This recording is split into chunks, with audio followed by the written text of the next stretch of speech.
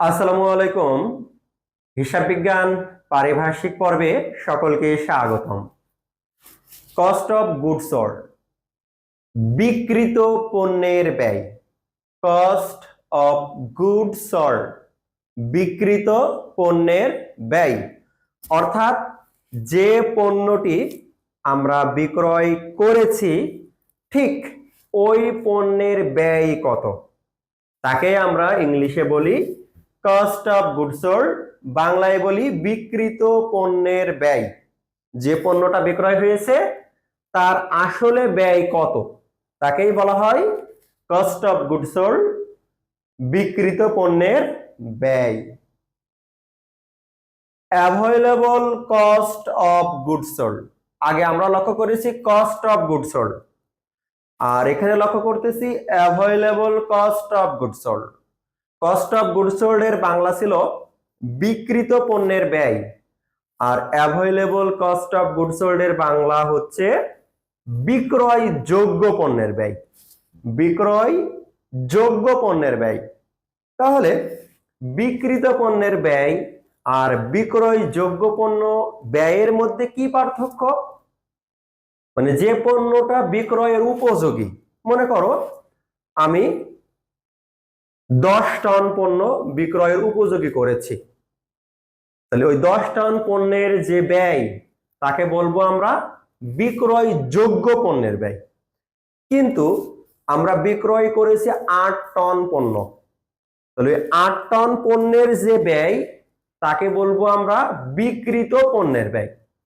অর্থাৎ দুইটাই কিন্তু বিক্রয় যোগ্য ছিল, 8 টনও বিক্রয় যোগ্য, 10 টনও বিক্রয় যোগ্য, কিন্তু আমরা বিক্রয় করতেছি 8 টন, এজন্য ওটা বিক্রিত, মানে বিক্রয় হয়ে যাচ্ছে।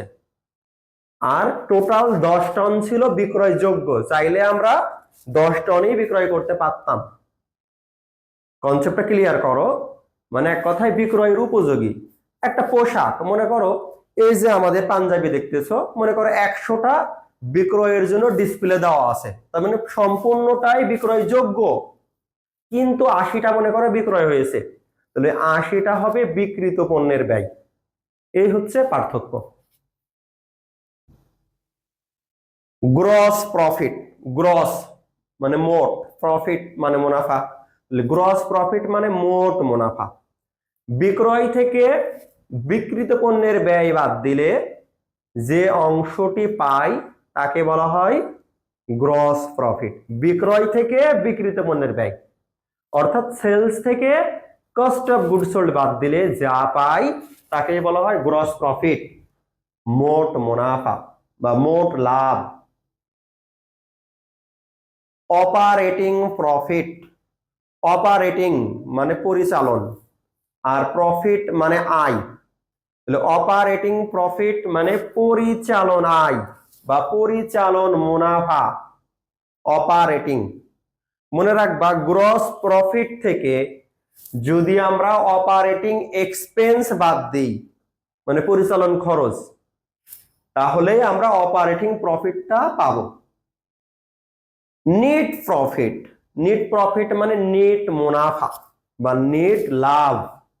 অর্থাৎ আমরা যদি অপারেটিং প্রফিট থেকে নন অপারেটিং ইনকাম আর নন অপারেটিং এক্সপেন্স যোগ বিয়োগ করি, করে অবশেষে যে মানটি পাবো তাকে বলা হয় নেট প্রফিট বা নেট মুনাফা। অপারেটিং ইনকাম, এই অপারেটিং ইনকামকে আমরা বলতে পারি পরিচালন আয়। পরিচালন আয়, পরিচালন আয়। অপারেটিং এক্সপেন্স তার মানে পরিচালন ব্যয়। এই সংক্রান্ত আমরা আরো তথ্য পরবর্তীতে শিখবো ইনশাআল্লাহ। নন অপারেটিং ইনকাম মানে অপরিচালন আয়। অপরিচালন আয় মানে যেগুলো ব্যবসায়িক আয় না, তাকে আমরা অপরিচালন আয় বলে থাকি। নন অপারেটিং এক্সপেন্স, নন অপারেটিং এক্সপেন্স যাকে আমরা বলি অপরিচালন ব্যয়, যে ব্যয়গুলো ব্যবসায়িক না তাকে আমরা কি বলবো? অপরিচালন ব্যয়। আজ এ পর্যন্তই, দেখা হবে আগামী কোনো পর্বে। আসসালামু আলাইকুম।